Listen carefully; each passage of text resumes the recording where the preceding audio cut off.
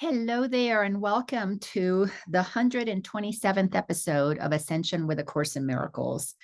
And I do these calls simply because I have to. But it's not an I have to that is a bad thing. It's my heart has to, my soul has to share this information. I have to become a portal for the transmission that flows through me, because I always get so much from these calls. It's always a reset for me in the middle of the week, what here in the US we call hump day. So it's absolutely always such a perfect opportunity to reset and to stabilize, to ground myself in the truth that is true always. It's the truth that sets us free. And, there's nothing better to do. There is a possibility that I may change the time of these calls, either an hour earlier or an hour later, just based on something else that I am looking to do on Wednesdays. And Wednesday might be the only day that I can fit that other thing in. So I'll adjust this and I'll give you plenty of warning. But A Course in Miracles has transformed my life. I absolutely get weepy when I think about it. But A Course in Miracles came into my life almost 10 years after I began to be guided to go through my own journey. 5 years, really not knowing what I was doing, just entering into this journey as everybody else does. Or most everybody else does, where you really don't know where you're headed, but you are guided. You feel an impulse to go to this place. You feel an impulse to read that book. You feel an impulse to participate in a workshop. You feel an impulse to reach out to, on social media. Back in the day, it wasn't so much Facebook. Well, there wasn't Facebook. For me, it was more of a meetup. There was an organization, I think they're still around, called Meetup. And so you could meet up with like-minded people. And I was finding that I was looking for people who were not part of my life at the time. I was in the midst of Christians and church-going Christians. I myself used to attend a local non-denominational church in the area that I lived. And all of that was wonderful. My kids went there and it was great in many ways, but it was judgmental, and it was fear was present, and it was always about fearing God. And that never resonated with me. I couldn't understand, why would anybody want you to be afraid of your father, mother God, as I know it now? Because why? But then I realized, well, I grew up fearful of my father. My father was an alcoholic, and we tiptoed around him. My mom made it clear that we needed to be afraid of upsetting him or enraging him. So we had to stay away. We had to be quiet. We had to not do this, that, or the other. We basically had to manage our childhood joy and excitement. We couldn't express it too much, especially not if it was loud, for fear of upsetting Dad. And I used to think, my goodness, who teaches us about God that we have to be afraid of that way? And I realized humans teach us to be afraid of our earthly fathers. Humans teach us to be afraid of our spiritual father.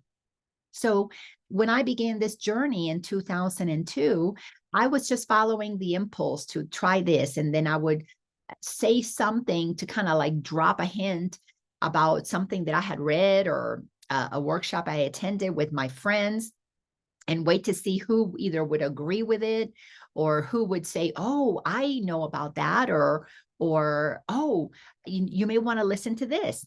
So a few people in my life, and it was a my life was full of a lot of people, because I was not only a very active person in my community, but also I was self-employed, and then I was a realtor. I met a lot of people, and very few people in my circle of lots of people ever understood what I was talking about or suggested things that would be helpful to me. And there was a handful, maybe three. If I stop to think about it, maybe four.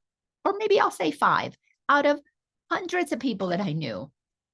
But the few that did say something pointed at books or teachers or YouTubes, which were very popular then, before social media. And it was absolutely amazing and wonderful. My little doggie is playing in her crate now, so might hear a little rustling back there. She's got her chew bone. And anyways, one thing led to another. So I would take what they said, and eventually I moved out of that community, mostly because a lot of people fell away. And then I plugged myself in a new community. And then in that community, I, of course, was able to speak about what was happening, but all the while, I was kind of going at it on my own. I use air quotes because you're never on your own. I could feel a presence guiding me, and in time, it became clear that I was hearing the presence of Jesus. And I had opportunities to look at A Course in Miracles, but I was being told not now. And then in 2007, I was given 5 years into my journey, pretty close to exactly 5 years, I was given the power of awareness to teach. And I began to teach that. I opened a center, and that created a whole new community. And the community that I had gravitated to, most of them didn't come to my center, but the center drew a new community. So I created a whole new set of friends and family, soul family to connect with. And then I taught the power of awareness. And then it was just so perfect how years later I was told, okay, it's time to start studying A Course in Miracles.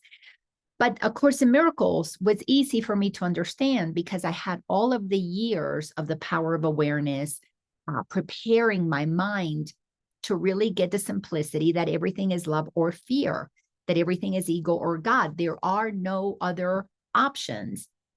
And getting my mind wrapped around what that meant was really crucial.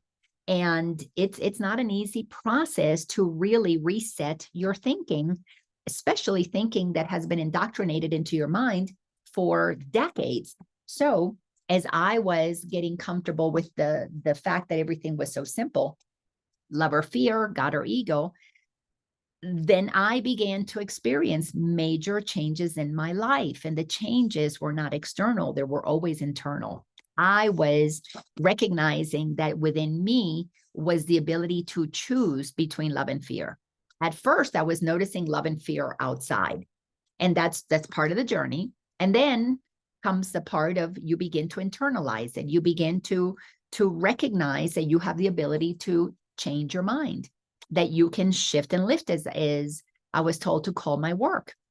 You shift and you lift from the low frequencies. If you're looking at this chart, from the low frequencies of the ego, or if you look at the map of consciousness given to us by Dr. David Hawkins, you can see low vibration is in this red orange section.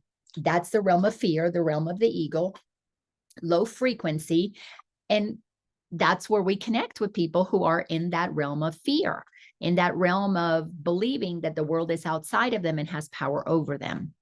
Then, as I began to make choices about how to perceive things in my own life and in what I perceived outside of me, at that time, I still watched television. So I would watch the news and I would change my mind, where I would be upset and angry and judgmental about a character on the television, a politician or a CEO of a company or a local robber or murderer or whatever. I was beginning to observe how I would perceive them with my ego, and I was projecting on them things I didn't want to acknowledge were in me or potentials in me. And as I began to shift my perceptions, and I used television, the news, I would use the news deliberately to help me practice shifting and lifting. And then I would look at them from a place of love. And at first, it was not easy. I didn't love these people. I didn't want to accept what they were doing. I didn't want to tolerate that what they were doing was part of their journey. I did not want to have any compassion for them. My little dog is getting restless. That's so funny. I did not want to give them that grace because I hadn't given myself that grace yet. I still had not entered into the place where I had fully embodied what I was teaching. So I'm teaching the power of awareness, and I'm learning about shifting and lifting. I'm realizing everything is love or fear. I'm practicing it a little bit. Usually, sometimes I would practice it with easy things, friends, neighbors. Stop judging them or stop thinking I know better than them. And then I would practice it with difficult things like the murderers and the rapists and the child abusers and those things outside of myself. But the result was always consistent. Every time I was judging somebody, I was contracted and I didn't feel good. Every time I was in compassion, in acceptance. First, accepting it is what it is. The person killed somebody. It has happened. Why argue with that? And in the acceptance, I began to acknowledge, well, if I accept that it is what it is, now I can put myself in their shoes. Why did they do that? And I began to realize, because they're listening to their ego. Nobody who listens to God, the God that we come to know as the real God, not the God that the church taught me about, the Father in the sky that is punitive. But as we begin to understand the truth of our power, and we begin to recognize where that power comes from, that it comes from only one source, and that source, as has been taught, is within, the kingdom of heaven is within, as I began to realize, okay, if God is inside each and every one of us, and all that we can be doing is either listening to God and love, guided by that, or we're listening to the ego, we're guided by fear, by judgment, and we can only do unto other what's already been done unto us, because you can't do what you don't know. So anybody who hurts somebody else must do to others what was done to them. So I began to have compassion.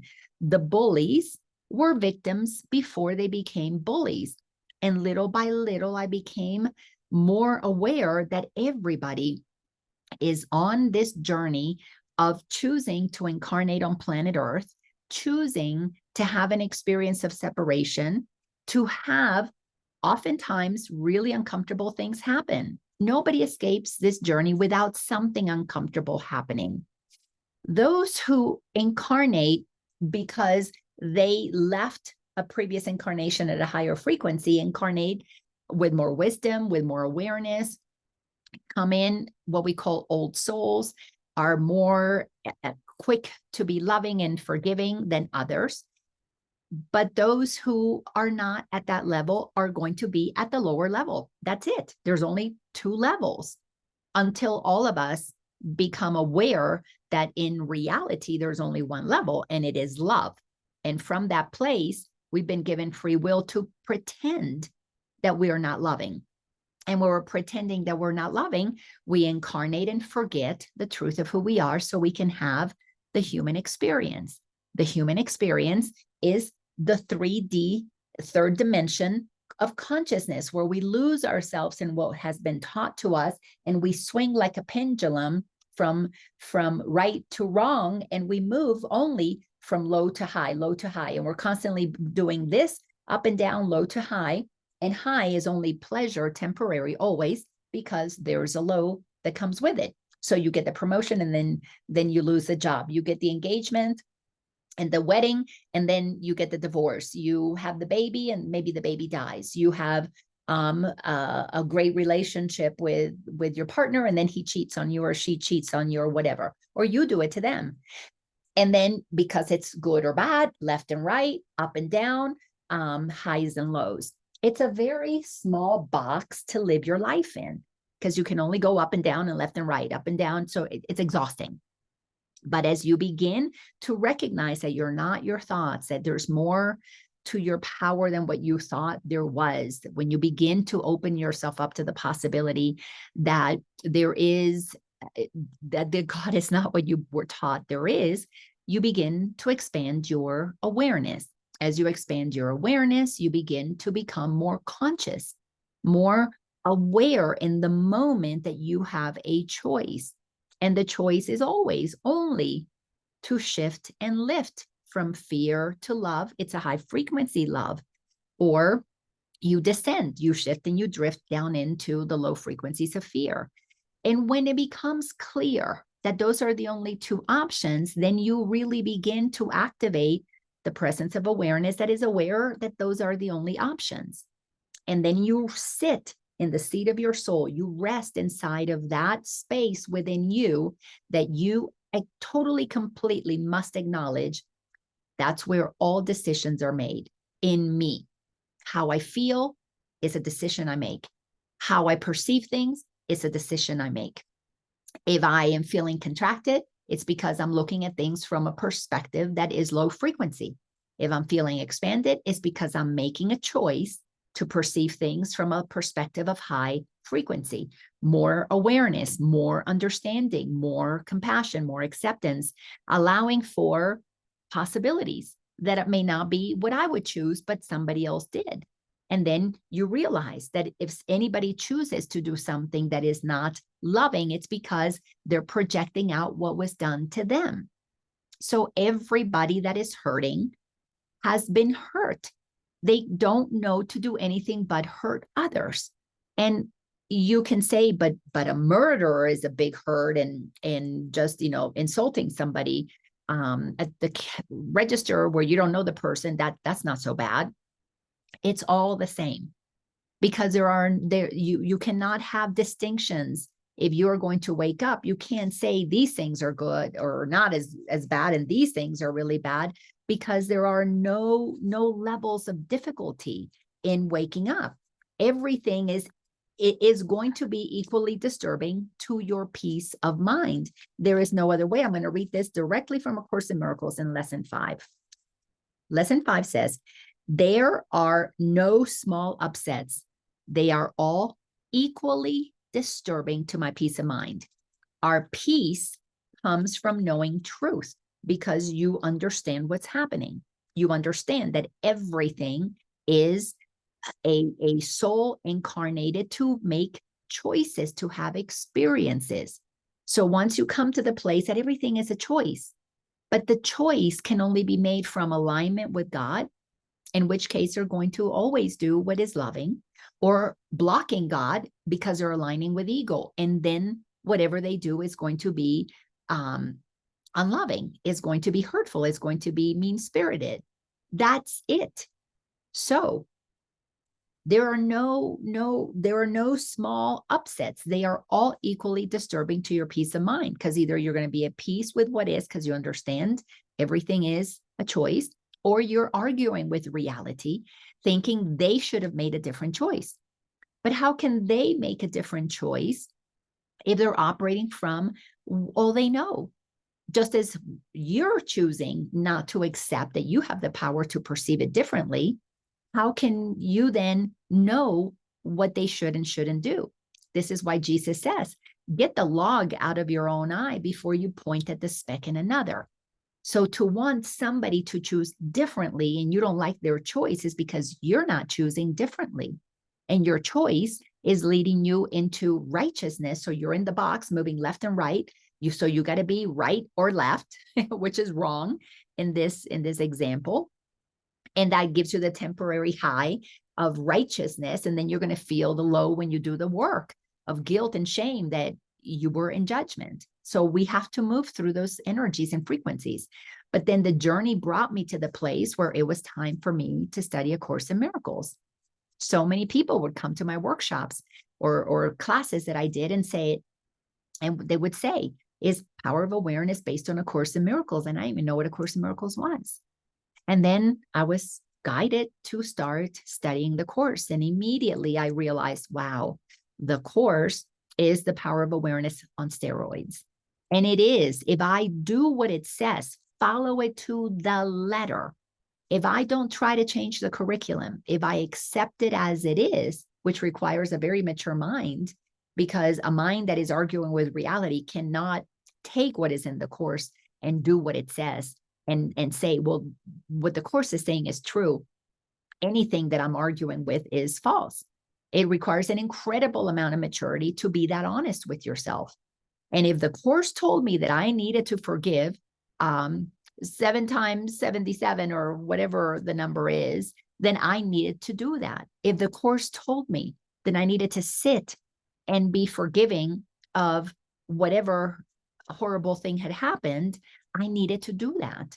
And if I didn't feel peace, then I knew I didn't forgive correctly, like the Course was teaching me. So my work was to study more about what the Course was saying until every word I understood and applied it into my life without any argument with it.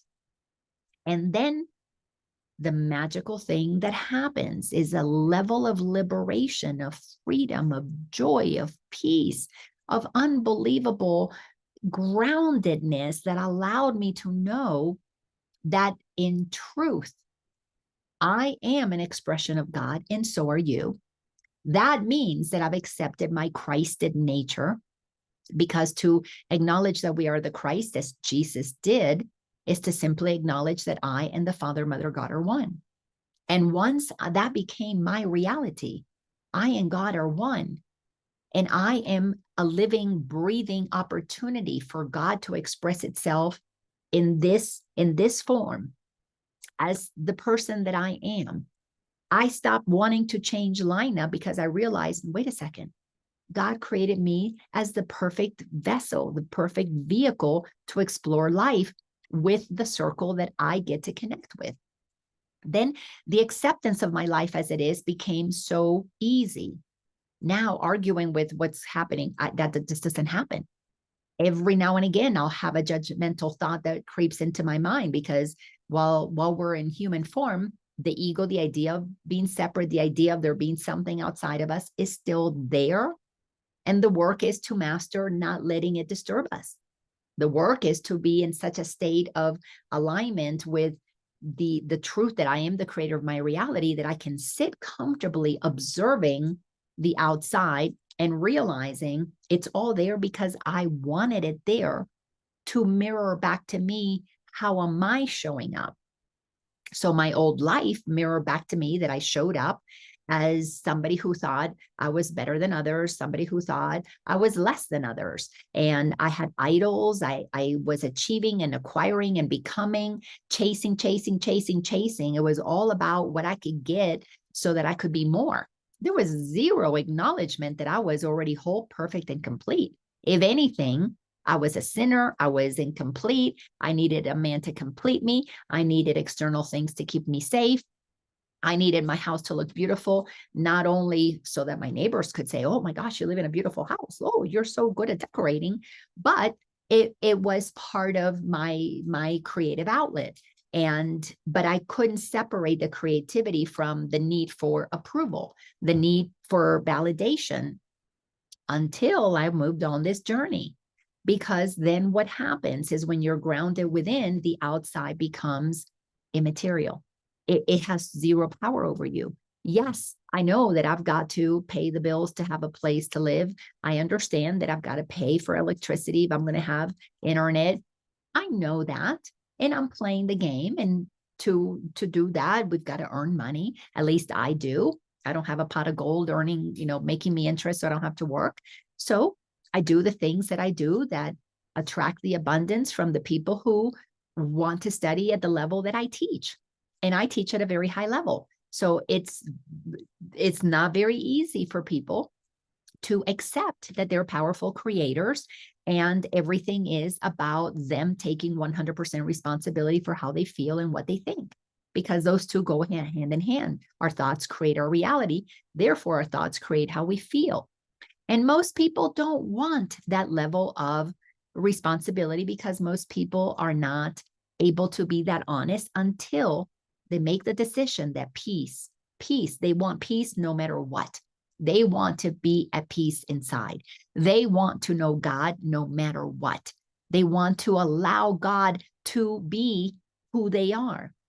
And that level of surrendering to allowing God to be who they are, most people, they want that in their head. It sounds lovely, but they don't want to do the work that is necessary, which means observing every obstacle and letting it go, making a choice not to think that way anymore, making a choice not to block their their peace and their joy.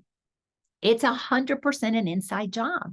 And until we are prepared for that level of commitment, well, the outside world has power over us, quote unquote, because we give it power.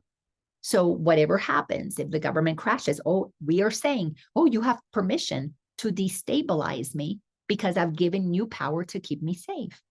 If your favorite business goes out of business and you get all upset because now where are you going to find these things, groceries or stuff that you like to get? Well, you have chosen to be destabilized because you're saying you are the supplier of the things that make me feel good. Now, depending on where you are in your journey, the outside seems important. The grocery store seems important. The gas station seems important. The dentist, the vitamin shop, because we go there to get things. I still do that. But more and more and more, when I'm there, I recognize I'm only here because I'm choosing to give this power to keep me healthy or to make me feel good. I acknowledge that I'm giving it power because more and more and more, I'm letting go of things that I need to be able to experience complete sustenance. When we move to the fifth dimension of consciousness, you don't need food. You don't need doctors. You are pure crystalline being that is your sustenance is because you're one with God, the source of life, meaning you are fed from the knowing of the truth of what you are. You don't need to go outside of you because you realize that what you are is in pure imagination in God's mind. And once you accept that you're a character in God's mind, no different than the characters in your mind when you're sleeping at night and you have a dream, do they need to eat? Maybe in the dream they eat. I've never had a dream ever that I can remember where any of the characters in my head needed food and stuff to live. They lived because they were imagined in my mind.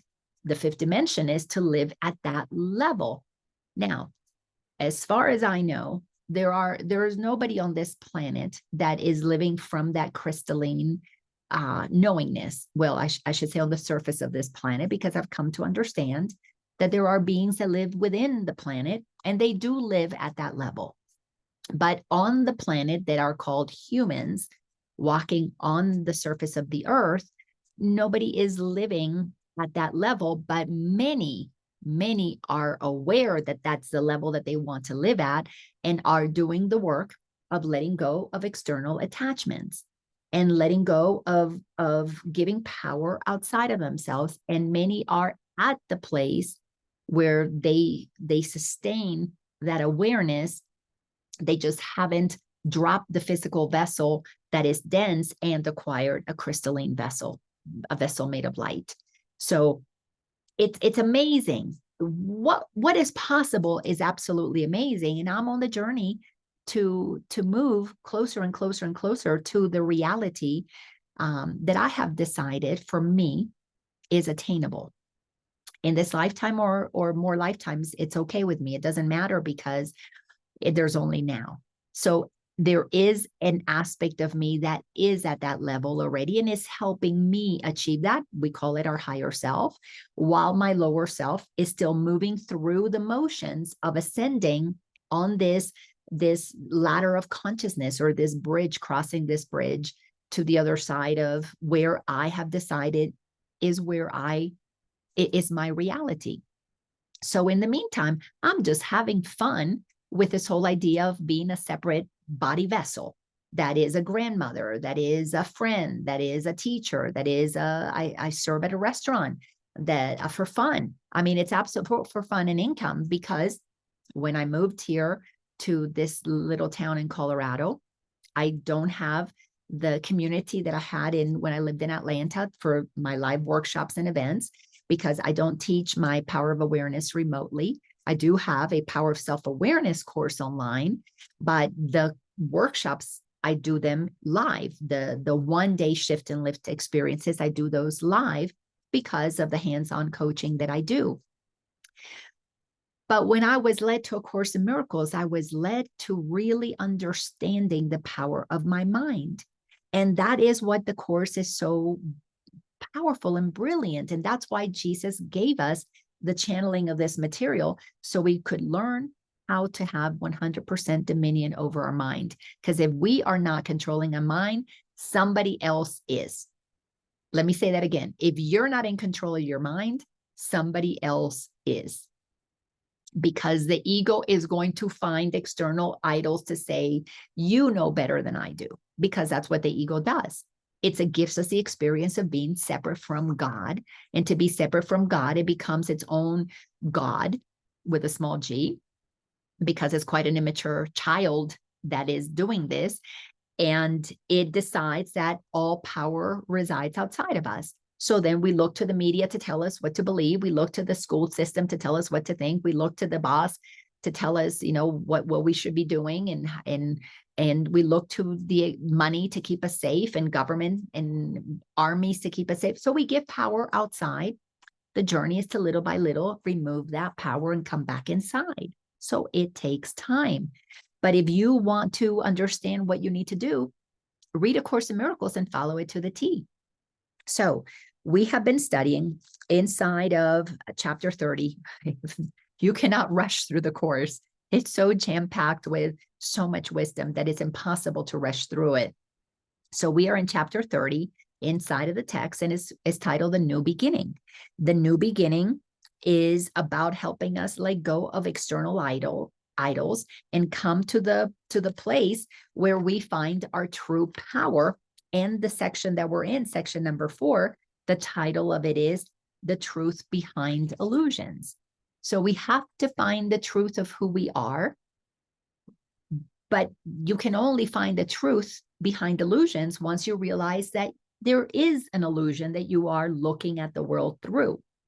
There's a mask, there are lenses that you are perceiving the world through that block you from the awareness of what really is true. So you have to be aware that there is illusion and there is truth. And then you are looking for the truth behind the illusion. And then you make the commitment to accept everything that the Course is saying and live your life as if that is the truth, because you've already accepted it. And if you're not, then you become honest and you say, well, I believe it, but I'm not practicing it. And that's okay. That's part of the process, part of the journey. God knows I did that a lot. There are a lot of things that I believed and taught, but I wasn't walking the talk. All right. So now we're going to enter into paragraph number 7 inside of this section, The Truth Behind Illusions. And it says, salvation is a paradox indeed. Boy, is that ever one of the most important lines in A Course in Miracles. And salvation means that you have freed yourself from the confines of the illusion, from the confines of the spirit. Salvation means that you understand paradoxes, and paradoxes is how two things that appear to be opposite can exist at the same time, can be equally as valid at the same time. So the paradox about truth is that you are non-physical, having a physical experience. You are absolutely not real in the sense that you don't have a solid body, but you are real because God has imagined you. So to accept that you live in these two opposites as if they're both true at the same time is where our salvation comes from. So when I realized, okay, I had a son who was going, I have a son, he's still here, who was going through a crazy drug journey for 4 years when he was 14, started when he was 14 until he was 18. I had many, and I'm talking hundreds, if not thousands of opportunities to be in the paradox of he is not a body. He is not a body. He is a soul having this human experience. And at the same time, but this is his body. He's 14. He goes to school. He does these things. He's taking drugs. He's having, it's affecting him, his physical vessel in this way. And at the same time, he's not a body. So all of that was happening to help me move myself from which one was I going to give power to? And little by little, the choice became clear. I suffered when I focused on his body. I felt freedom and peace when I focused on his soul. And when I began to address him from a soul to soul conversation. So why do you want to experience drugging? What is it that you want to experience while you're in a physical vessel? Help me understand that so that I could have more clarity about why he was making the choices that he was making as a powerful soul. Then I would just sit and listen to his stories, and then I would help him and of course I would always ask for permission. Well, not always, but later on, it became a routine thing where I would ask, may I share my perspective? And we would have conversations about why would he choose to hurt his body? Why would he choose to suffer so much? Why would he choose to experience depression? And of course, in the beginning, I'm not choosing depression. And I would say, well, then who's making you depressed? You weren't born depressed. And I would show him pictures, and we would talk about, just a week ago, you were so happy and you went from happy to depressed. What changed? Well, so-and-so made me mad. How could they do that? Did they get in your head? Did they come and force you? Did they tie you down and told you have to be mad? Well, Mom, of course not.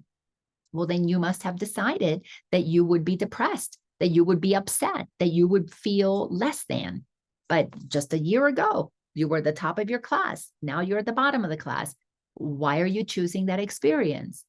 So as we had these conversations, he began to see that he was always in control of everything that he experienced. So the only way he was able to move beyond that addiction is because he made choices to use his power to let go of these crutches that he had made up because he had been indoctrinated by other people.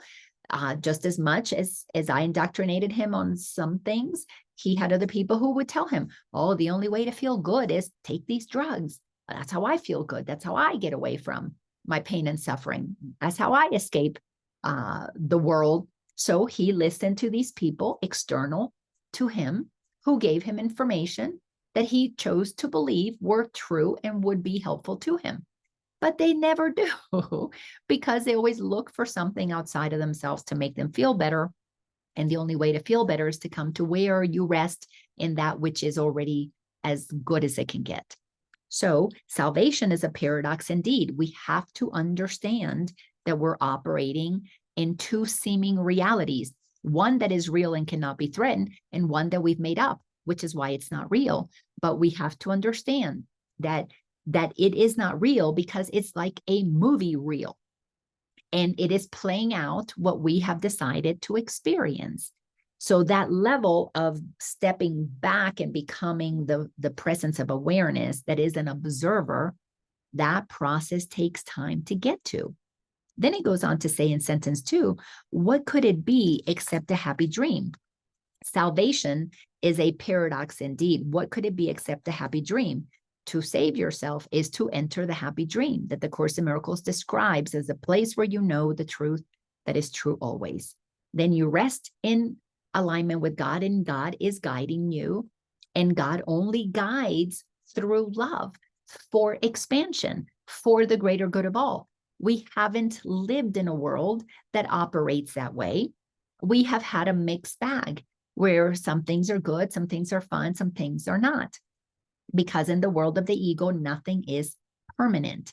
Everything comes and goes. There's highs and lows. It's good, it's bad. We are swinging from one side to the other all the time.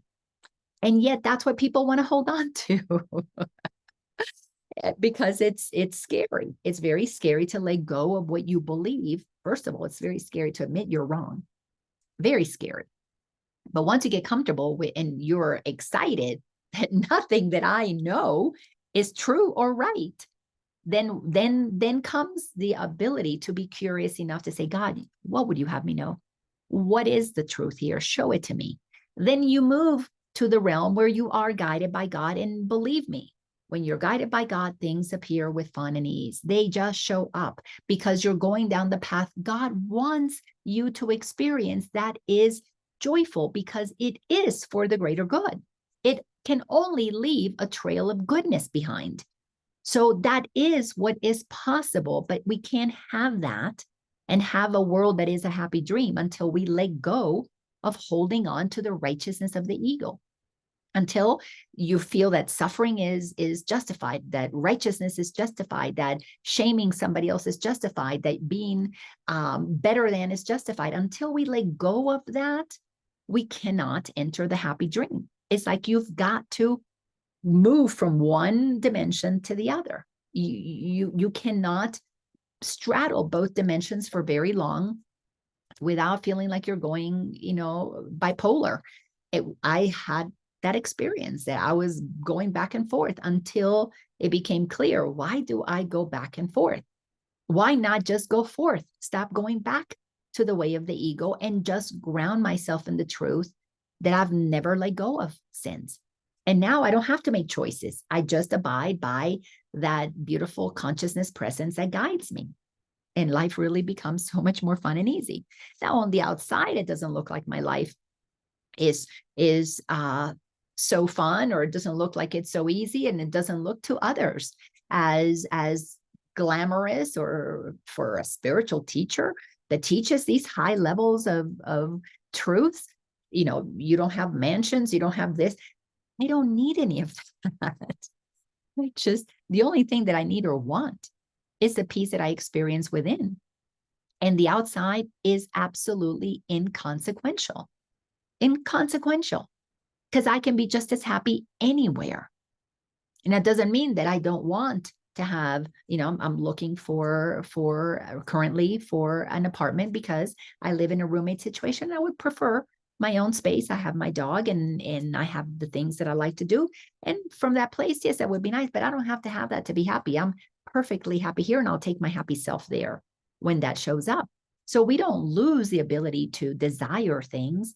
It's just that those things don't add to me. Those things are just where I can go and bring myself for a different experience, but not to change the peace that is in me, because that is in me and I am that peace, and that peace is unchangeable by the outside world. All right, so you save yourself by understanding paradox and living in it, and that is how you create that happy dream. It asks you but that you forgive all things that no one ever did, to overlook what is not there, and not to look upon an unreal as reality. My gosh, this is jam-packed with amazing truths.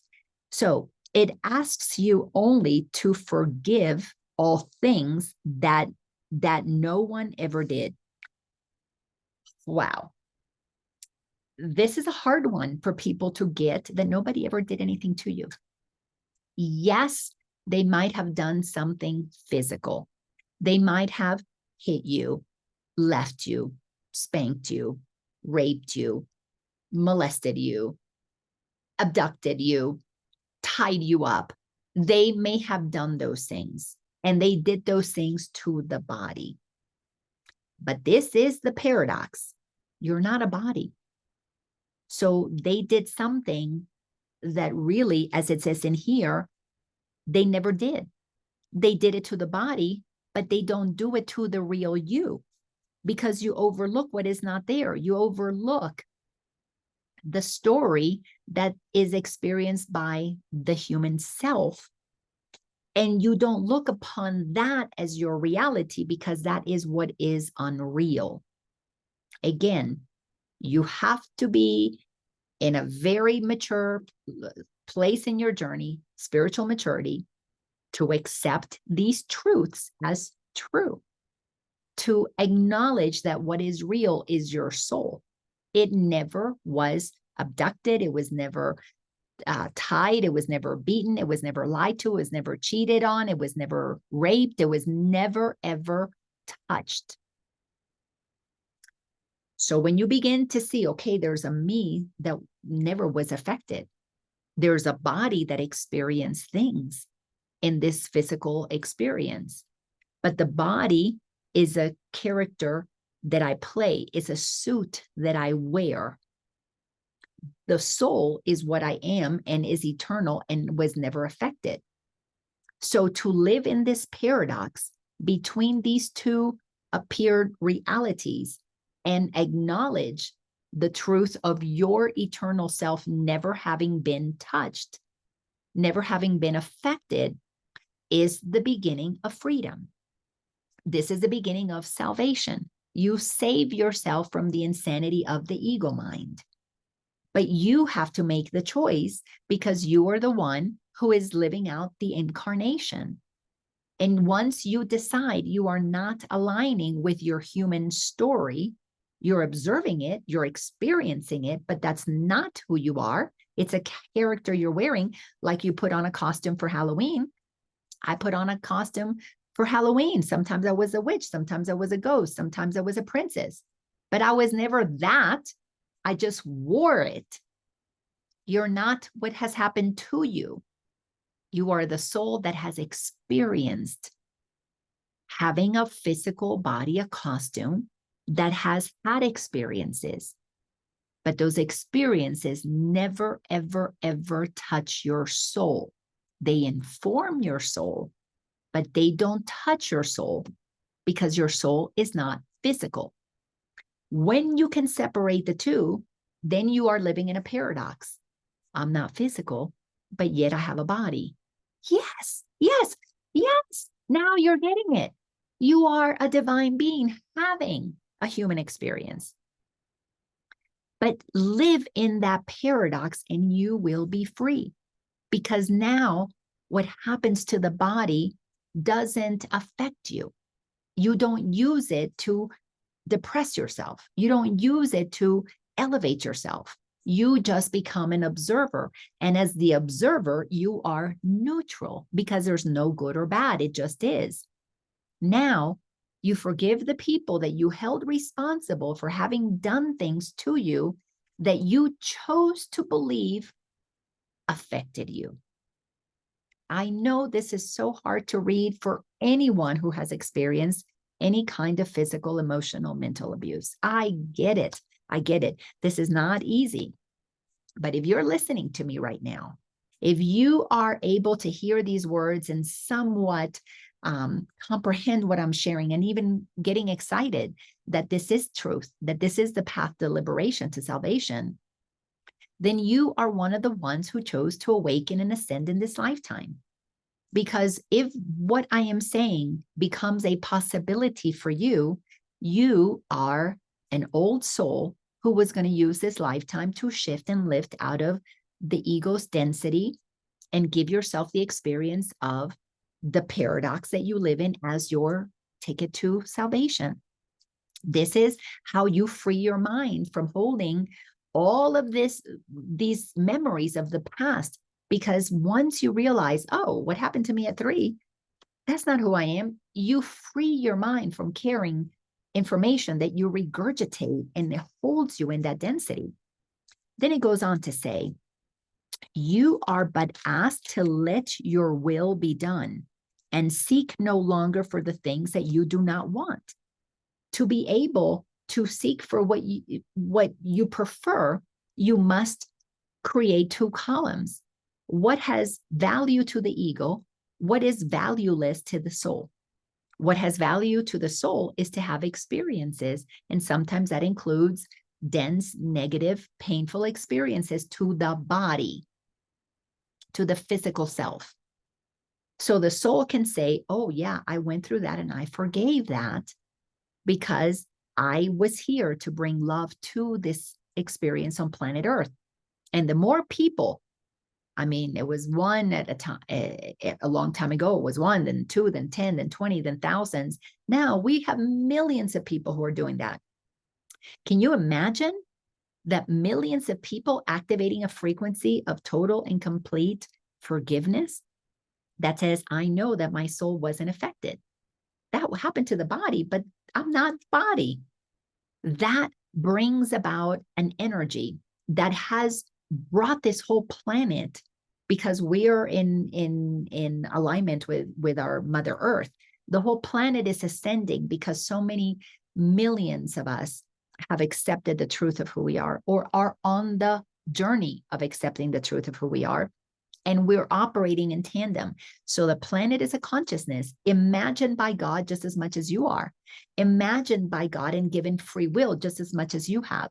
So she is done with having her body vessel abused, having her physical nature polluted and burnt and things done to it, the forest cut. She's done with that being her reality, just as we're done with our reality being that outside beings have power over us. So as she shakes off this allowing others to abuse her, we're shaking off allowing others to abuse us. But that happens because we're no longer abusing ourselves. We're saying, no, I'm not going to live in that space. But we have to first be the change we want to see in the world. So we step into that level of forgiveness as we accept the paradox that we live in. Then we forgive what never really affected the soul. Now our soul is free to align with those who think the same, those who are operating at that frequency. So it is told, you are but asked to let your will be done. The soul's will is to be happy, to be joyful, to be free, to co-create, to expand, to do nothing but bring about what is in service to the greater good. So that is what our will is, but we can't experience that expansion if we're contracted in the story of, oh, poor me. It cannot work. You have to choose that both are part of your experience, but you ground yourself in the reality that you are the creator of it. So you stop seeking things you no longer want because it's no longer interesting to just accumulate money for the sake of money, to accumulate things for power, to be right. Those things don't interest you. Judging doesn't interest you. You don't want that because you come to value truth. So you move in that direction, and you are asked to let yourself be free of all the dreams of what you never were. You were never a poor person, a sinful person. You were never that. So you let go of that. Oh, that's what I was indoctrinated with by my grandmother and my father in church. Okay, nice story. They passed it down. It worked. I believed it. And then I shifted and lifted. I used my superpower of choice to change my mind. And from that place, I now get to participate in co-creation with those souls who are also looking to expand, because they too are not dilly-dallying with blaming and shaming other people. That's a waste of time to one who is here to use time in service to the greater good. I love this. And you are asked to let yourself be free of all the dreams of what you never were, and seek no more to substitute the strength of idle wishes for the will of God. Stop exchanging God's will that you be free, which means start accepting the truth about you. You are free. You are absolutely powerful. You're the creator of your reality. Stop pretending that you're not. Once you decide, I'm going to accept that I am as God created me. I have learned what God is. It is the power within me that creates my reality, that creates everything from within me. Let me align with the vision that I prefer to be my reality. And I prefer a life where every being knows who they are, operates in integrity, in honesty, in absolute alignment with the greater good. I see the world that we are creating. It's going to take time because we're in the world of time, and people are changing their mind at different levels of speed. Some take them decades, some takes them, maybe 1 decade versus 3 decades or 8 decades.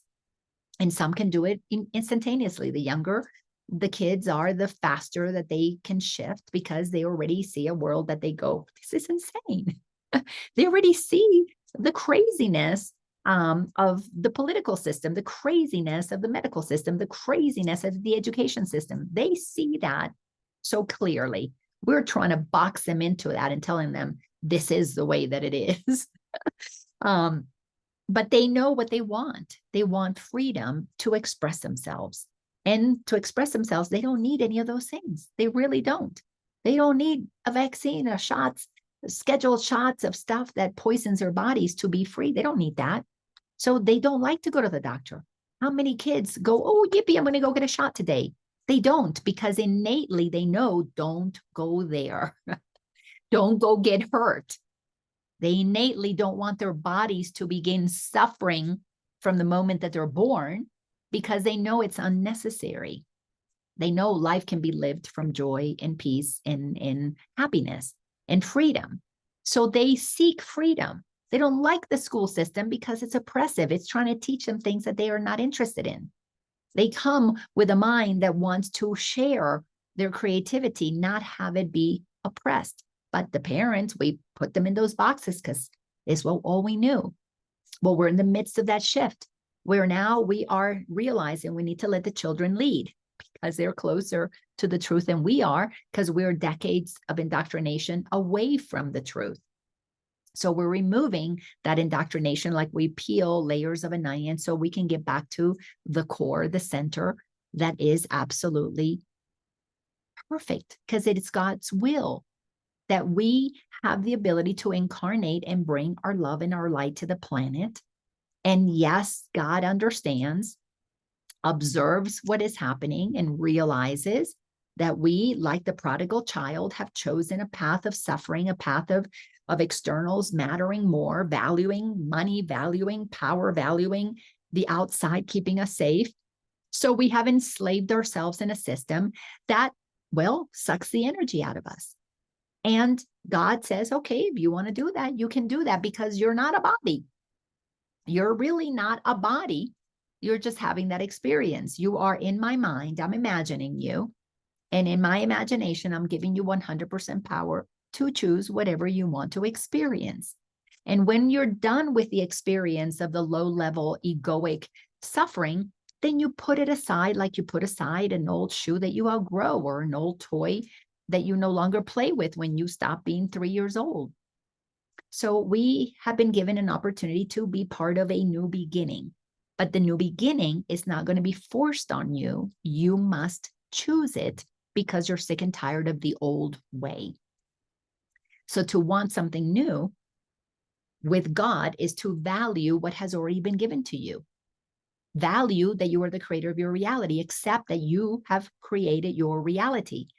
Put all the characters in it. They all played their part. Stop blaming them for doing what was necessary to give you the experiences that teach you the contrast that says, I'm done with this 3D insanity. I don't need to go back to 3rd grade when I can go to 5th grade. So to go to 5th grade, I need to go through 4th grade and do all the things that are necessary to shift my mind from thinking like a 3rd grader to start seeing the world from the 5th grader perspective. And I use those grades to symbolize 3D to 5D. You're going to have to go through 4D. 4D is the time of transition, where you're beginning to know the truth, but you haven't quite fully embraced it and lived from it. That level of honesty is absolutely necessary. So with this, I end the transmission. We completed paragraph 7. Oh my gosh, thank you so much for helping me read these beautiful things that remind me that salvation is a paradox indeed. You have to be aware that you are living in 2 dimensions at the same time. One is real and has power. One is unreal and has no power over you. You're the observer of the 2, choosing to align with the one, choosing to align and live your life and make choices every now moment with God. And when you don't, you forgive yourself. But you recognize that you're not your body, you're not your character, you're not what God did not create. And the Course is so clear in teaching us the steps to achieve that. But we have to be willing to accept the Course as the truth and then do what it says to do. But if you don't, it's okay, because that's the choice that you're making in the moment to delay your salvation. And there's nothing wrong with that, because there is no punishing God that is judging you or condemning you to living in hell ever, because it's a God of love that is not going to do anything to itself, that it's not going to do anything to its child that it wouldn't do to itself. I love you all so much. Thank you so much for watching this, whether you're here live And those of you that are live, thank you so much for taking the time. You are such consistent viewers. And those of you who watch this later on, if you enjoy this, please share it with others. All I seek to do is to share the truth that sets us free. And you guys get to help me with that by sharing these videos. All right, everybody. See you next week. And we'll see about next week. It's Thanksgiving week. I may have too many things going on, but all fun things by choice, but I'll keep you posted. Love you all. Have a wonderful, blessed day. And remember, you are the creators of your own reality, whether you know it or not. Doesn't matter, God. What matters to God is that you are creating your reality. And that is the use of your own free will. Love you all. Bye-bye.